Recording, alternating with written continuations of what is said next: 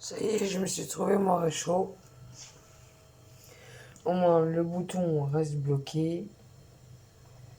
Par rapport à Tizétique où il ne fonctionnait pas, le bouton s'enclenchait pas. Là, le bouton s'enclenche. Il marche très bien apparemment. J'avais des bouteilles de gaz qu'il n'y en avait plus où je l'avais acheté. J'étais à Carrefour. En plus, moins cher.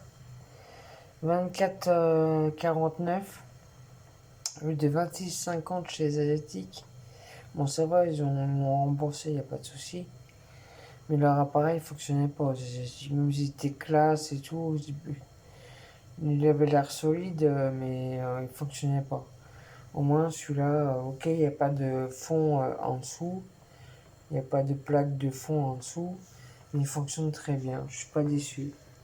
Donc je vais voir si je vais faire des économies.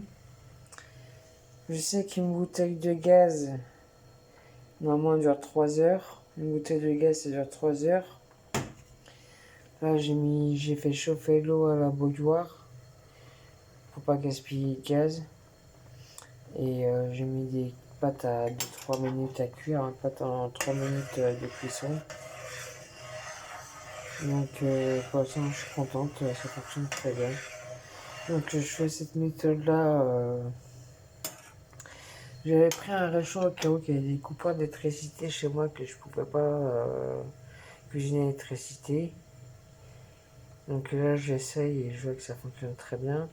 Et je me dis peut-être que ça me reviendrait moins cher que la plaque vitrocéramique que j'ai au niveau électricité. Je suis en train de comparer, voir si le réchaud me revient pas moins cher que l'électricité quand je cuisine.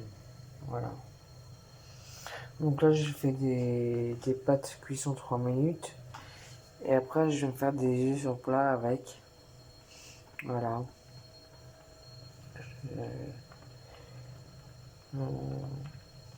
Ça dessus, ça va être très bien.